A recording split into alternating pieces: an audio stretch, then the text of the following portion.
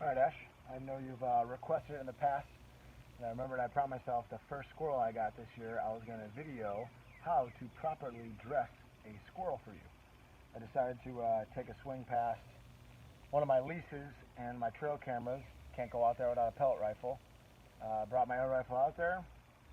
A squirrel just so happened to cross my path. Squirrels opened April or August 1st, and here we are. Things you will need: sharp knife, all right, game shears,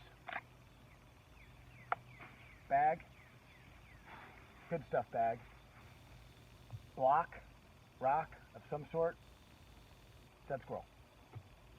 First, get your blade. You want to find the cloaca, which is Latin for sewer, so you can imagine where that's probably going to be.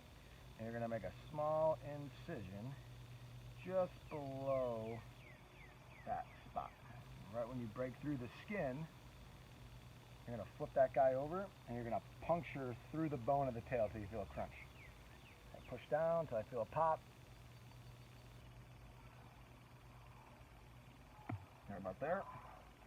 Flip them back over. Now that the tailbone is severed, you want to just cut along kind of the sinew of the flesh there and the skin. And when you do,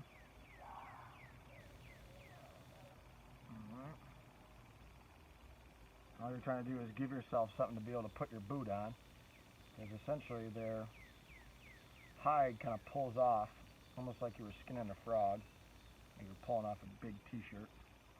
And give yourself a lot of stuff to step on. You want to clear away a lot of meat.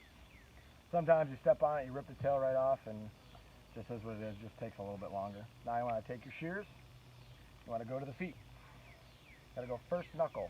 First knuckle, that little bend, grab a hold, cut, crunch, bad bag. Back foot, cut,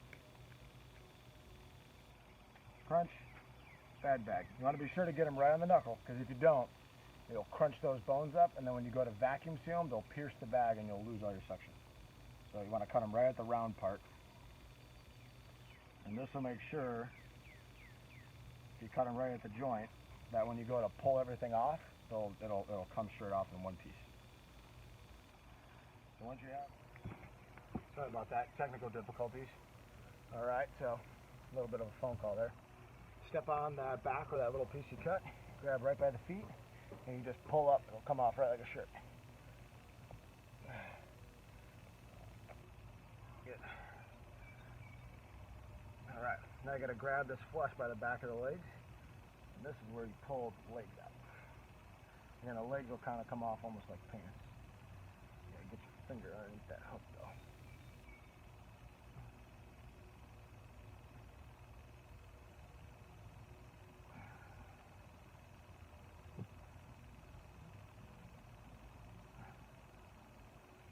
Alright, it comes off just like a pant. That's a bad bag. Can't get your finger underneath the hide, and then pull. Bad bag. Now you keep pulling. As you can see, this one's guts has already fallen out a little bit, and when I hit it, it got snagged up on a branch a little bit. Pull, pull, pull, pull, pull. So you can get underneath the armpit and the other arm. Alright. Pull, pull, pull, pull, pull. Get underneath the armpit, and since you cut the foot off, you pull the leg free. Pull the leg free. As you can see, there's one of my pellets right there. Alright, and once you get down to the head, you gotta make a cut, make a cut, make a cut, and then just pull. Just like that. Hide, you can sell the squirrel tail at Bass Pro Shops. They'll give it for you, $10 a tail to make fishing lures with, and rooster tails and things like that. Once you get set up here, it's pretty simple. You just take your shears. This one's kind of already gutted a little bit, which is fine. And you just cut up the rib cage, all the way through the thorax, all the way up to the throat. You do the same thing on the other side. Cut through the diaphragm, all that stuff.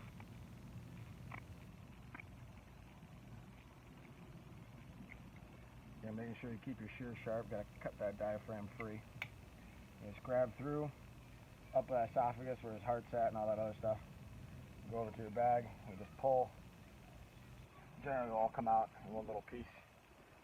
For our males, which this guy was, got rid of the testes and the gonads and all that fun stuff. I got some fat that's down there you want to trim off. You don't necessarily want.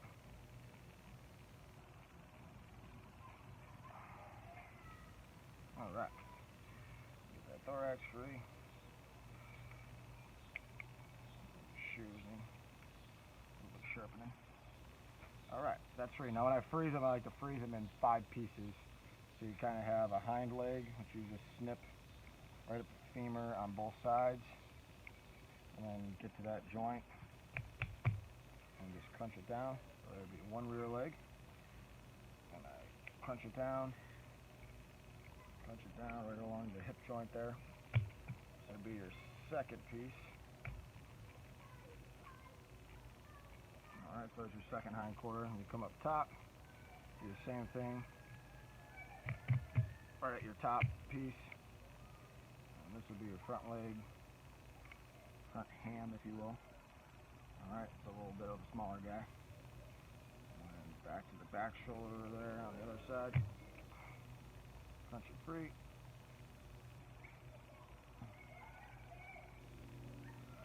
Obviously there you don't have a lot of meat through the ribs or any of that.